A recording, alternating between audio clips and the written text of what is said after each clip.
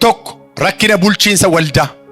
Waldaa Qorontos keessa kan ture barsiisa gadheedhaaf, haala naamusaatiif, rakkina gaa'ilaatiif sababoota kan ta'an rakkina bulchiinsa waldaatu ture. Qabxiiwwan 8 kan akka dhalatan kan godhe waldaa keessatti cubbuun eessaa iyyuu nuuf.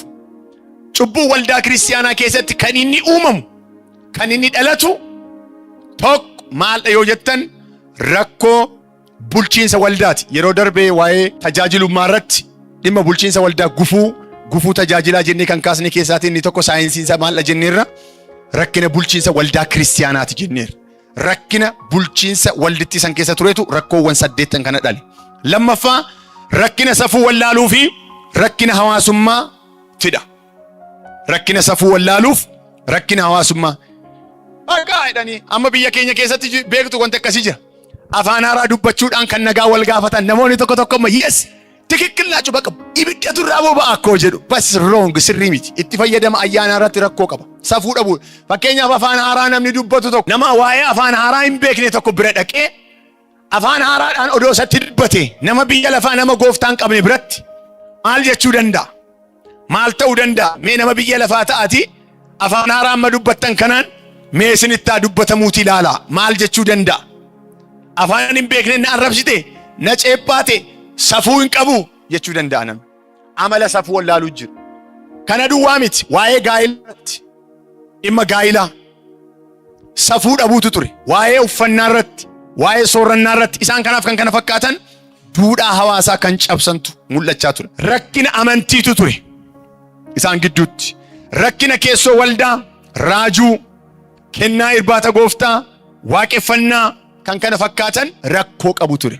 Har'as waa'ee waldaa Qorontos gaafa kaasnee ilaallu waldaan kiristaanaa seeraaf naamusa hordofteen deemtoo ta'e itti qabata ayyaana tajaajiltoota yookaan hojjettoota waldaa kiristaanaa han faarfatu haa ta'u, han dhoksaa mul'isu haa ta'u, kan ogummaa dubbatu haa ta'u, kan hafuurota gargar baasu haa ta'u, ayyaanatti hirkachuudhaan naamusa waldaa kiristaanaa keessaa cabsuun barsiisa dogoggoraati. Heeraasiinoo hin danda'amu dhorkaadha waan ta'eedhaaf.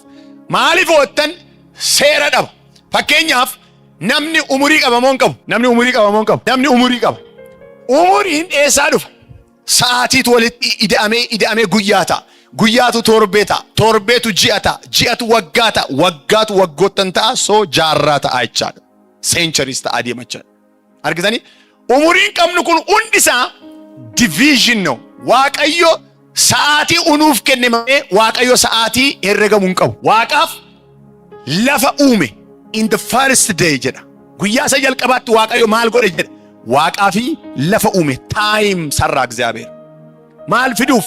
Programii Waaqayyoo keessa nama kan jedhamu sa'aatiidhaan kan daanga'e, umuriidhaan kan daanga'e kan irratti hojjetutu dhufaa jira waan ta'eef duubaan እግዚአብሔር ሰማይና ምድርን ልክ ሊሰራ ሲል ሰዓትን ሰራ፣ ጊዜን ሰራ። ኡማማ ዋቀዮ ኬሳ ኢኒ ጀልቀባ የሮዳ ሴራ ኡማማ በቆና ቶክ ለኮፍተ ኩዳ ፍረት አርገም ኒ ጀልቀባ ዋቀዮ የሮኡ halkaniif guyyaa doon uumiin maal godhe samiif lafa kana uume waaqayyo the first day jedhe lakkaamu jalqabe guyyaan yeroo uume eewuf namaaf uume. Sa'aatiin nuti qabnu kun gaa amma doo sa'aatiidhaan isin gallakkisuu baadhe odoon atto'ee asuma amma sa'aatii 12 amma sa'aatii tokkotti odoon as isin oolchee isin bulchee maatii keessaniif, ijoollee keessaniif, jireenya keessaniif, nagummaa mana keessanii fi hawaasummaa keessan hundumaaf maal qaba? Dhiibbaa qaba. Dhiibbaa qaba jechuudha. Inni sun gaa waldaan kiristaanaa yennaa sana turte naamusa kan jedhamu ayyaanatti sababeeffachuudhaan sa'aatiin maaloon eenyumaallaan jedhaan tokkon jiru. Hundi isaa gadhiisii ta'e eenyuuf kan hin abboomamne ta'e eenyuuf maalitti hirkachuudhaan ayyaana sababeeffachuudhaan ayyaana isaanii kennametti hirkachuudhaan amma hongan isin lakkise qoyaa gudii dhadhama. Waaqayyo yeroo hundumaa hin hojjeta. Dhugaadha moo soba? Yeroo Waaqayyo hojjetu hundumaatti hojjettanii dandeessu? Hin dandeessan. Ihe anti theology no. Yeroo Waaqayyo hojjetutti hojjechuudha kan jedhamu is heresy aichaalum dogoggora. Waaqayyo all the time sa'aatii keenya nuu kennameen 20 arfan jennee nuti lakkoofnu keessatti Waaqayyo yeroo hundumaa hojiirra jira. Soo sa'aatii 24 plus sa'aatii 24 48 plus 24 guyyoottan sadi jennee waamnu kana walitti aansitanii hojjechuu dandeessu? Hin dandeessanii. Waaqayyo garuu kana hundumaatti hin hojjeta. Soo Waaqayyo yeroo inni nu kennu seera akka qabsiifannuuf sa'aatii dhumatti fayyadamnu seera qabsiisnee kallattii qabsiisnee akka itti gargaaramnuuf Waaqayyo kana godhe. Waldaan warra Qorontos garuu ayyaanatti hirkachuudhaan waa baay'ee balleessan. Dibanni nurra jira, ayyaanni nurra jira jechuudhaan, nu dhagahaa jechuudhaan, maal jechuudhaan wantoota hedduu akka isaan balleessan argina jechuudha. Kanaaf itti fayyadama ayyaanaa irratti rakkoo qabu ture jechuudha.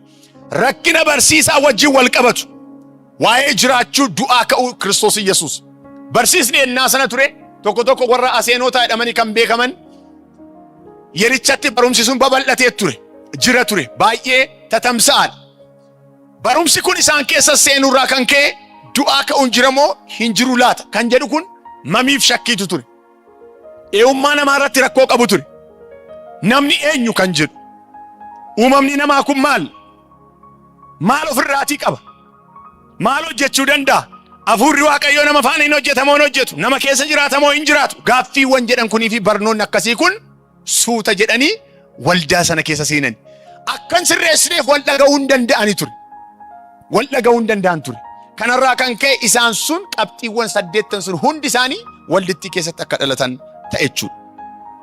Magaala kana waa'ee xiqqoo ishiin isinii kaasa. Inni kun waldittii keessa kan jirudha. Egaa waldaa kiristiyaanaa tokko irratti dhiibbaa kan fidu maalidha yoo jettan, tokko haala jireenya waldittiin iddootti ishiin argamtu baay'ee murteessaadha. Magaalli waldaan keessa jirtu murteessaadha. Fakkeenya isinii fudhadha. Magaala Finfinnee keessa waldaan kiristiyaanaa jirtuu fi magaala Ejeree keessa waldaan kiristiyaanaa jirtu tokko ta'uu hin dandeessu. Kan ittiin tokko taanu Kiristoos Yesuusiin ayyaana tokkummaa Waaqayyo nuu kenneen malee haala hawaasummaa naannoo fi akkasumas aadaa naannoo nuti qabnuun garaagarummaa qabna. Uffannaan adda addummaa qabaachuu danda'a. Soorrannaan keenya adda addummaa qabaachuu danda'a. Barsiisni nuti barree tokko adda addummaa qabaachuu danda'a. Isaan kun hundumtuu adda addummaa uumuu danda'u waan ta'eef magaala Qorontos gaafa ilaaltan hawaasni magaala Qorontos keessa jiraatu hawaasa qomoo garagaraatu achi keessa jiraata ture. Daldaltoonni biyya garagaraa achi keessa jiru. Biyyoota adda addaatii kan dhufan aadaa mataa isaanii kan qaban achi keessa jiru. Abbaan qabeenyaa achi keessa jira. Namoonni falaasama garagaraa baratan achi keessa jiru. Kana duwwaan moo miti sirna waaqeffannaa mataa isaanii danda'e qabu. Namoota irratti dhiibbaa fiduu danda'an. Bakkeewwan waaqeffannaa haala waaqeffannaa jiru wajjin kan wal qabatan aadaa nyaataa mataa isaanii danda'e qabu. Sirna siyaasaa mataa isaanii danda'e qabu. Isaan kun hundumti isaanii ida'amanii waldaa warra Qorontos silliksaniitiin hin qabaniiru. Qaroominni yennaa sana waldaa Qorontos keessatti baay'ee ulfaataan. Yoo xiqqaate salphumattan isinitti hima magaala keessa namoota 650 ol kan ta'antu jira. Siitiidha. Sabaaf sablammii garagaraatu keessa jira. Dhiibbaan sabaaf sablammii biyya sana keessa jiru waldaa warra Qorontos irratti rakkoowwan gurguddaa hammana kan hin jedhamne kan sila kaasne warra jalqabarratti tarreessine sana dhiibbaan sun akka dhufuu fi hafuuratti odoo socho'anii ayyaanatti odoo socho'anii hafuuratti dadhaboota akka ta'an warra naamusa hin qabne warra qajeelfama waaqaatiin hin bulleef hin gaggeeffamne ta'anii akka socho'an taasifameera jechuudha. Eshi wantoota lamaan kana kaaseen gara xumuraattan dhufa. Phaawulos waldaan warra Qorontos dhiibbaa hawaasa keessa jiraattu irraatii kan ka'e qaroomina yeroo sana jiru irraatii kan ka'e waldittiin kufaatii ishiin keessatti kuftee ergaan namoota sila kaasne irraan ergaawwan gurguddaan 4 gara isaatti ergaman. Rakkachaa jirraa jedhanii tokko Qorontos duraa boqonnaa 1 lakkoofsa 10 akkasuma boqonnaa 4 lakkoofsa 21 boqonnaa 1 lakkoofsa 10 kaasee amma boqonnaa 4 lakkoofsa 21tti garaagarummaa waldaa keessatti uumame. Bakka waldaan isaanii hin bibittinnoofte adda diigamneerra tokkummaa hin qabnu garuu kiristaanota jedhamna. Rakkoo gurguddaa keessa jirra dhiphanneerra jedhanii isa qaqqabsiisan. 2 naamusa dhabuu waldaa keessatti uumame. Qorontos duraa boqonnaa 5 lakkoofsa 1 amma 13 insent cubbuu yeellaassisaa ta'e tusaan gidduutti mul'ate. Cubbuu yeellaassisaan sun immoo baay'ee kan ulfaatu keessaa waan isin dhibu ilmi haadha biddeenaa isaa yookaan immoo niitii abbaa isaa wajjin ciise jedhanii itti odeessan. Rakkoon nuti keessa jirru magaalittii keessa ejja jiru jettaayati kan dhagahameen beeknetu nurratti ta'e. Maaltu ta'e jennaan ilmi tokko haadha manaa isaa abbaa isaa wajjin yookaan immoo maal wajjin haadha biddeenaa isaa wajjiniin ejjee jedhanii Phaawulositti ergan. Odoo waldaa amma jirtu kana keessatti kun dhagahamee maalidha jettu? Mindinoo maakkaabad jedhama. Haadha biddeenaa isaa wajjin odoo ilmi tokko ciisee argame kiristiyaana ta'eetiin. Look, hammam akka fagaate. Kana jechuun waa'een qulqullummaa, waa'een fuudhichaa, waa'een baay'ee isa kaanii immoo humnaa ol, sadarkaadhaa ol kan ta'e akka noormaalitti kan itti ilaalame jecha. Akka noormaalitti kan itti ilaalame. Gin amma kan nutti ulfaateedhan. Baay'ee nutti ulfaate yeroo hundumaa yennaa ishii waldaa dhuftu hin qaanoofna. Inni sennaanni waldaa dhufu hin qaanoofna. Yoo lakki namicha kana nuu adabaa lakkii yoo jennee dubbanne aboo dhiisaa nuti bilisa baaniirra jedhu. Namni immoo nutti kolfaa jira. Warri alaa kun hundi isaaniitu nutti kolfaa jiru waan ta'eef rakkachaa jirra jedhanii Phaawulositti ergataniin. Sadaffaa ji'a 18 guutuu faana rakkate barsiisee laala. Hafuura qulqulluu guutamanii baay'isoo namichi inni kana godhe kun immoo batikikkilan indoo dhiifama naa godhaati. Piraaktiin kennaa ayyaana hafuura qulqulluu kan akka waldaa Qorontos keessaa hin turre. Waldoota jiran keessaa bataam rivaayivaalii guddaatu ture. Minaalbaat nama raaju. Minaalbaat worshippiin jira laasannaa sana. Liidarii ta'uu danda'a. Minaalbaat nama dhoksaa mul'isu nama wanta ta'e namatti himu ta'uu danda'a. Minaalbaat nama hafuurota gargar baasu discerning spirit ያለበት ሰው ሊሆን ይችላል። waa'ee isaa dhaqanii Phaawulositti yennaatti himan hammam akka waa'ee waldaa kiristiyaanaa nama dhukkubsuu danda'u laala. Kabbaan noo bata. Har'a waldaa kiristiyaanaa keessatti hin rakkatanii jarri koo alaatii immoo kan isaan irratti darbamu manni waaqolii tolfamaa 12 magaalicha keessa taa'ee quba kan itti qabu isaanitti. So gaafa rakkatan ergaa kanatti dhaaman. Sadaffaa irratti wallolaniit waldaa keessatti booksiidhaan gibbi jiran bara kana hin jiru madrakii gubbaa irratti. Gibbi wal qabatanii wallolanii namni wal araarsu dhabame qaxxita wal fuudhanii dhaqanii waa'ee waldaa kiristiyaanaa keessatti wallolan. Kiristiyaanoon fuudhanii dhaqanii firdi beetii biyya lafaa argitanii magaalli Qorontos maal akka ishiin fakkaattu. Isaan fuulduratti wal himatan dhaqanii. Isaan fuulduratti wal himatan. Amma baay'ee waan nagaddisiisu keessaan waan isin dhibu suma dhugaan isinitti himama. Waldaa kiristiyaanaa keessatti በጣም ከሚያሳፍር ነገር haati manaa abbaa manaa ishii shakkite abbaan manaa haadha manaa shakkee yookaan walitti bu'anii jaarsummaa eenyu akka teessifatan beektu bafisuun paastarii bira dhufan. Jedhanii dhaqanii gaarummaa isaanii kana namicha halkan gangalachaa bule barii hirribni isa fudhatee namicha kufee ciiseeru balbala irratti rukutanii dhimmaafansi bira dhufedhu maal gubaatti wal bulchinianii fi haati manaa godhaan dhaqeet maarree jaarsummaa nuu taa'ii jedhaan. Maali amantaan qabdanii isinii jedhaan. Mee qoyi lakki isin manuu wayya jennee jedhu. So akkas godhani jarri warri Qorontos.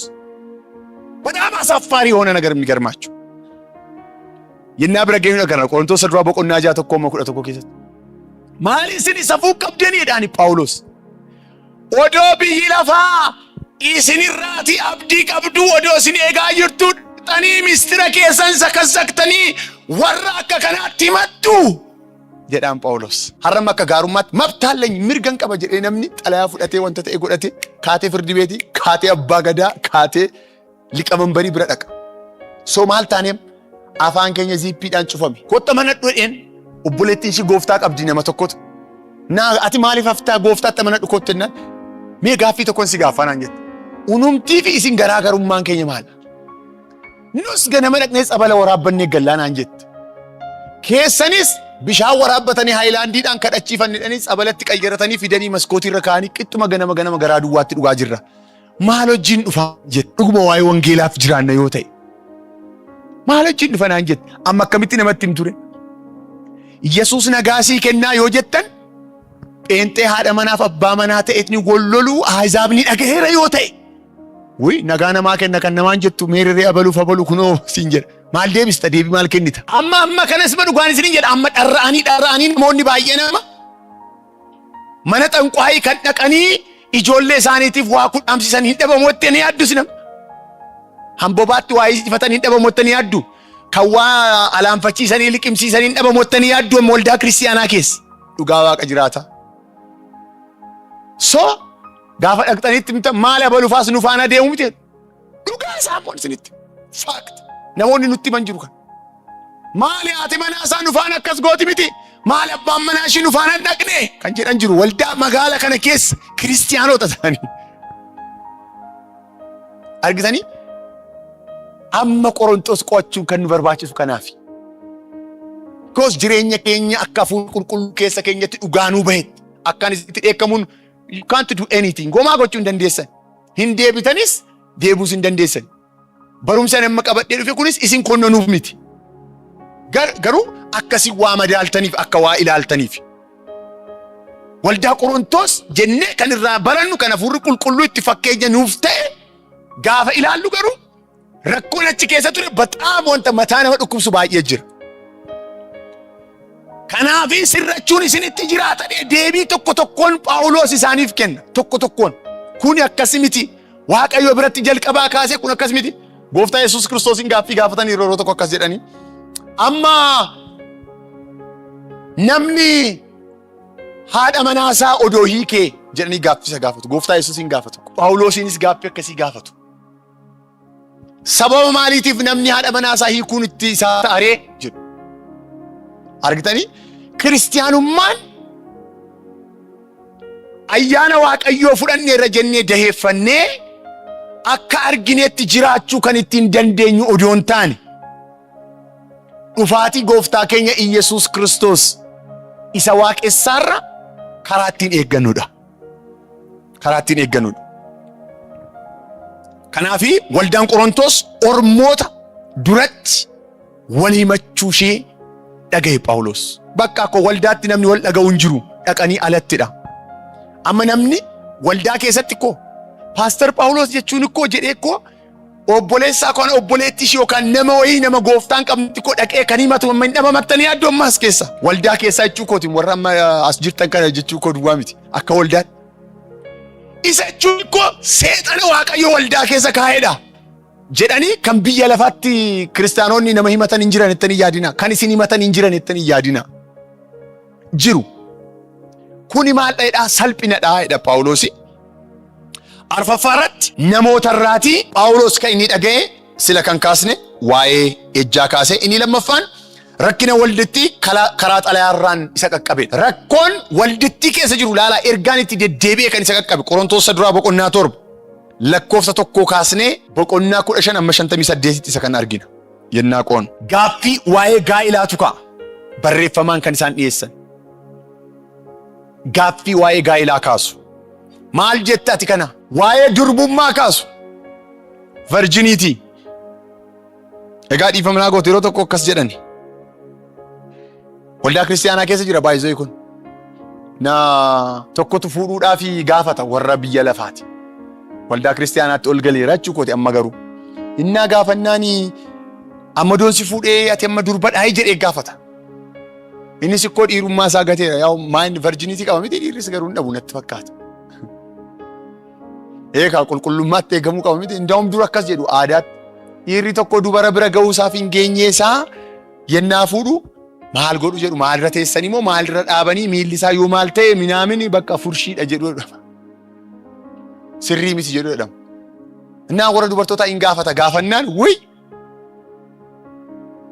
durba kan jedhamtu fi dhibeeni fanxaaxaa jedhamu erga badee bara 1977dha. Hin jiru hin argamu jettee jedhama. Phaawulosin waa'ee durbummaa gaafatani waldaa kiristiyaanaa keessatti virginity namni kan akkamii fuudhuun itti jiraata? Inni dhiirri ishee dubartii kan akkamii fuudhuun isatti jiraata? Maaliif? Kun gaaffii warra Yihuudootaa fakkaata gaafa ilaaltan. Dhiirri tokko dubartii dhiirri bira ga'e gaa'ilaatiin duratti isa sana godhanii yoo argaman dhagaadhaan tumamtee ajjeefamtu. Bira ga'eet dhiirri tokko heerumtee akka durba taatetti gaafa fuudhichaa sana bira ga'ee yoo durba taateen argamne ta'e ganama Museen seera isaanii barreesse. Xalayaa walii galaashii haa tarsaasuutii gara warraatti haa deebisu jedhee Museen barreesse. Gooftaa Yesuusinis gaaffii kana gaafatanii Museen kana kan isinii barreesse koo lapheen keessan jabaataa waan ta'eefidha. Isa ajjeestuu kana gochuu baate. Kanaafidha kana isinii barreesse. Warri Qorontos kunis gaaffii kana kaasaniif deebisanii. Namni durbummaadhaan jiraachuun itti jiraatamu ittiin jiraatu. Gooftaatti erga amanatee booda nama haaraa argatee booda biyya lafaa keessatti biyyi sun maal isiniin jedheera. Ejji noormaaliidha. Ejja keessaayyuu kan ija baase niitii lafa kaa'anii dubartii namaa fudhatanii deemuun dhaqanii ittiin sagaduun ittiin waaqa Afroodixuu waaqessuun sirrii ture biyya sana keessatti. Kanaaf ijoolleen dubartoonni isaanii waldaa kiristaanaa keessatti indee nurratti baatuu baastumoo jechuu jalqaban. Maa inni qulqullummaa keessan eeggadhaa, durbummaa keessan eeggadhaa, dhiirummaan fuudhichaan dura gadi taa'aa kan nuun jettan mindinno በክርስቶስ ነፃ ነን jedhan. Kiristoosin bilbaduu baaneerra nu dhiisaa bakka nurraa gadi ta'a waldaan kun ergaa kana malee qabdu yakka bara kana jedhamuchaa jedhanii gaaffii akkasii kana kaasan. So Phaawulos deebii gahaa isa kana isaanii kenne tokko tokkoon waan ilaalluuf isaan kana kun gaaffii xalayaadhaan inni gaafatamedha. Inni sadaffaan gaaffii waa'ee foon waaqolii tolfamaatiif qalmaa nyaachuu ilaalchisee nyaannumoo dhiisnu jedhanii gaaffii kaasan. Waaqa tolfamaadhaa biyya kanatti hin beektaa qeesaanitti Afroodixuu gabaashiitti dhaqanii agoraa gabaa kan jedhamu qabu. Warri Giriik agoraa jechuun gabaadha. Agoraan kun waan lamaaf fayyada. Tokko bakka uummanni gosa garagaraa itti dhufee argu, bakka namoonni itti wal ga'an, bakkatti wanti nama dinqisiisu ogummaa jedhanii isaan yaadaan itti haasa'amu, bakkatti namni wal irraatii bitu, bakkatti namni wal argu. Lafa akka sanaa sana qabu. Iddoon sun immoo qe'ee warra Afroodixuu kanatti argama.